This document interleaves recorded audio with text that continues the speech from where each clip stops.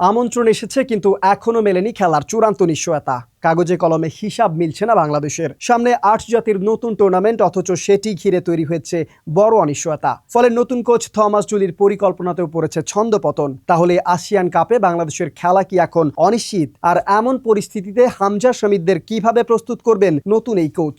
এ নিয়ে বিস্তারিত থাকছে প্রতিবেদনে।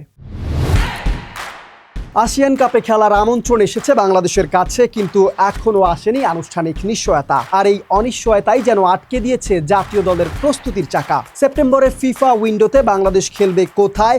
আসিয়ান কাপ ঘরের মাঠের ৪ জাতির টুর্নামেন্ট নাকি কিরগিজস্তানের ৩ জাতির প্রতিযোগিতায়, এখন সেটি পরিষ্কার নয়। ফলে কোন প্রতিপক্ষকে সামনে রেখে দল সাজাবেন, কবে ক্যাম্প শুরু করবেন কিংবা কোন কৌশলে এগোবেন, এসব নিয়ে ধোঁয়াশা নতুন কোচ থমাস জুলির।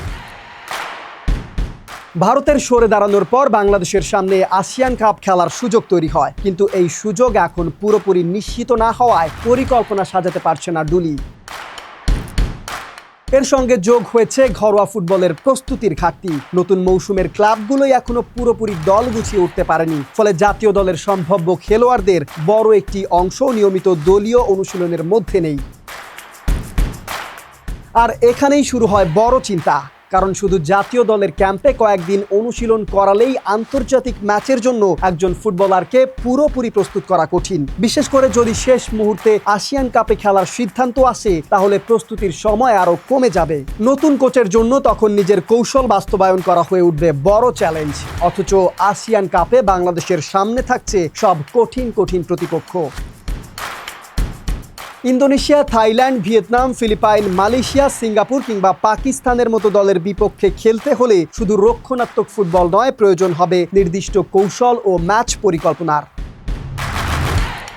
দক্ষিণ পূর্ব এশিয়ার দলগুলোর দ্রুত পাসিং, গতি আর ট্রানজিশন ফুটবলের বিপক্ষে প্রস্তুতির সামান্য ঘাটতিও বড় পার্থক্য গড়ে দিতে পারে। সবচেয়ে বড় বিষয়, নভেম্বরে ঘরের মাঠে সাফ চ্যাম্পিয়নশিপ। তাই সেপ্টেম্বরে ফিফা উইন্ডো বাংলাদেশের জন্য হতে পারে সাফের প্রস্তুতির জন্য গুরুত্বপূর্ণ মঞ্চ। মানসম্পন্ন প্রতিপক্ষের বিপক্ষে যত বেশি প্রতিযোগিতামূলক ম্যাচ খেলবে বাংলাদেশ, ততই নিজেদের প্রস্তুত করার সুযোগ পাবে হামজা শামিদরা। তাই এখন বাফুফের দ্রুত সিদ্ধান্তই সবচেয়ে বেশি গুরুত্বপূর্ণ। বাংলাদেশ আসিয়ান কাপে খেলবে কিনা, খেললে কাদের বিপক্ষে খেলবে এবং প্রস্তুতির শুরু হবে কবে, এসব প্রশ্নের উত্তর যত দ্রুত মিলবে, তত দ্রুতই নিজের পরিকল্পনা সাজাতে পারবেন কোচ থমাস জুলি। নইলে টুর্নামেন্টে খেলার সুযোগ এলেও প্রস্তুতির অভাবে তার পুরোপুরি সুবিধা নেওয়া কঠিন হয়ে পড়তে পারে লাল সবুজের জন্য। আমন্ত্রণ এসেছে, সুযোগও তৈরি হয়েছে, এখন শুধু অপেক্ষা আনুষ্ঠানিক নিশ্চয়তার। তবে সময় যত গড়াবে বাংলাদেশের প্রস্তুতির জন্য ততই কমে আসবে সুযোগ।